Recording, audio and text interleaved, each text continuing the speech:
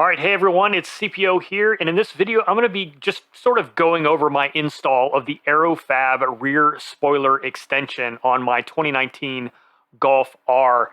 This was a oops purchase. They offered $80 off because there was something wrong with the clear coat on these. It didn't pass quality control. They said, look, 80 bucks off, you can have it, and they said they're not really that bad. I looked at it before I installed it, and honestly, I couldn't see where the issue was. I told my wife, like, I don't even see where the problem is, why it failed quality control. She goes, well, I guess that's why you're not quality control for Aerofab. Touche, honey, you are correct. I did think I figured it out after I installed it. I'm not even going to show you because if you didn't know to look for something wrong, you would never even notice it. So I'm pretty stoked, saved 80 bucks and got basically it's not even scratch and dent. It's just a manufacturing defect that nobody notices. So anyway, I'm not doing a full install video on this because there is a couple of really good ones out there already. So I'll link to my favorite install video, but I'm going to go ahead and show you my process for doing this and anything that I might note that's a little bit different. For example, this step here, I'm actually releasing the clips from the top of the factory spoiler after undoing the nuts from the inside before I cut the seal, the double stick tape here that I'm heating up and I'm about to cut. I released the clips first because when I saw install videos, a lot of people were having trouble. They were cutting the seal, the double stick tape, whatever that is, that holds this piece together, but it was just resealing itself because the rest of the spoiler wasn't loosened up. So I thought, hey, I'll loosen up the rest of the spoiler first. That way, when I cut that little section, it'll just come loose. And I think it worked out pretty well. So yeah, that's what I did. Another thing here on the rear windshield washer fluid, you don't actually have to remove the clip. You just sort of loosen it and then leave it in place. So I didn't have to take that clip off. So yeah, my car's a mess, so I'm just going to clean this sort of as I go, and then I'll take it for a wash after I get the install done. So another thing that I thought was super important and relevant is to dry fit this. Not to make sure the part fits, but to make sure you understand exactly what you're looking for when you're putting it together, because you are sticking it into place fairly permanently, and then you're going to screw it down. But it's a little bit like sketchy to try and stick it exactly where you want it the first time. So before I did anything with the double stick tape and the adhesion promoter, all that stuff, I just sort of lined it up and made sure I knew exactly what I was going to be looking for when I did it for real. So once I felt comfortable, I knew exactly where I was going to place it. I went ahead and put the adhesion promoter on there and let that sit for at least 5 minutes. That's what they say in the instructions for it to dry completely. And I put it everywhere that I knew there was going to be double stick tape. I know that seems logical, but look at the extension to see where the tape is, and then that'll give you a clue of where you're going to put it. So then you remove the two lower ones, which are the ones that you're going to primarily hold everything in place with. And then obviously just peeling off a small section of the larger pieces of tape so you can get to that and finish the job after you get it sort of put into place. So ready to go again. I am, and this is going to play out in real time because I want to show you like how particular I can be for one in the exact and precise placement of this.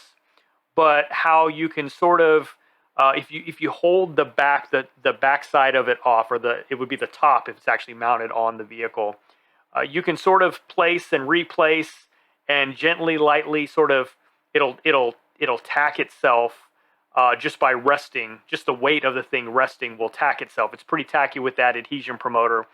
You can pull it off as long as you don't press down on it. You can sort of pull it off and readjust.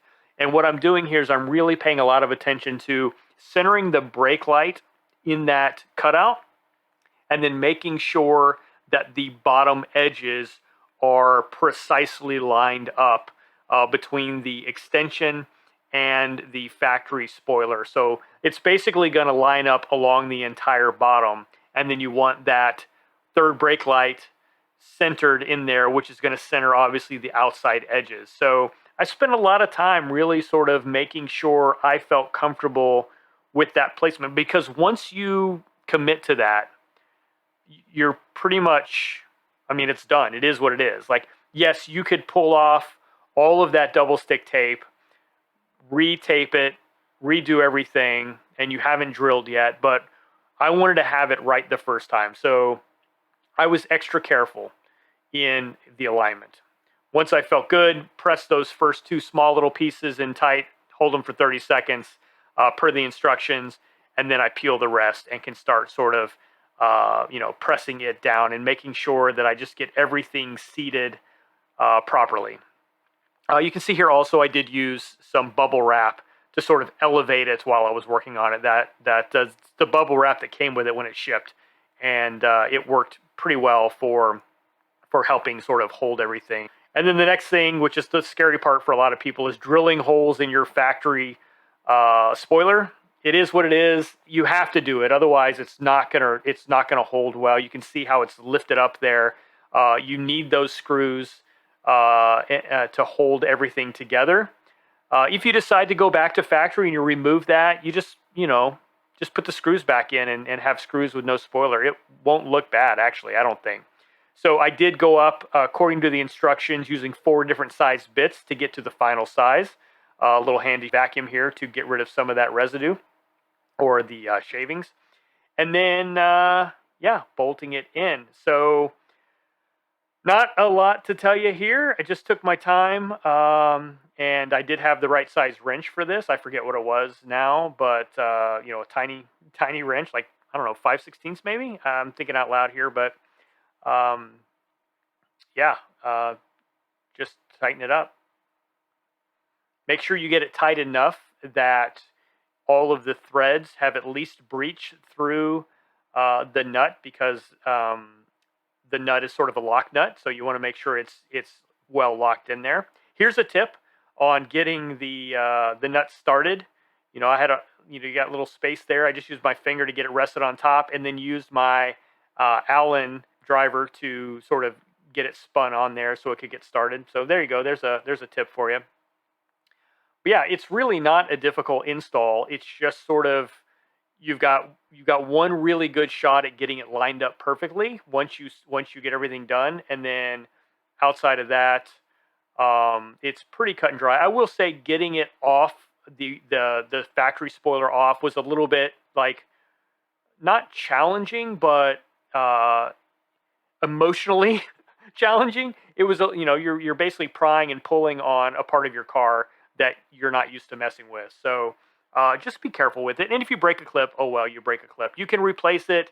But the good news is you've got these 3 bolts and nuts here that will hold everything together for you.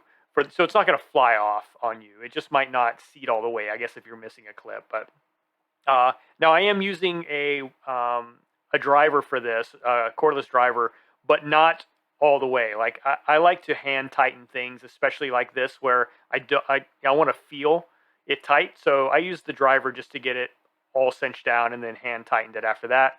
And then I'm reheating this so that adhesive that was there from the factory can seal. And then I also ran the heat gun across the back from where I added the adhesive for the spoiler.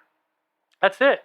The job is done. So the interesting thing that is most fascinating to me is how much it changes the look of the vehicle. Like, it in person, noticeably obvious, like, wow, big difference. In pictures and video, it's just hard to get an appreciation for the change that it does. Like, I don't understand why you have to see it in person to really recognize it. So if you're curious, like, I can tell you, huge improvement, super happy with it. And the defect that I saved $80 on, I think I know where it is, but I don't think anybody else would ever notice if I didn't say anything. So yeah, shout out to Aerofab for that. Good quality control and money saved to me. Anyway, yeah, I might be checking out other Aerofab products. I don't know. This worked out really well. Anyway, guys, that's it. Thanks for watching. and I'll catch you on the next one.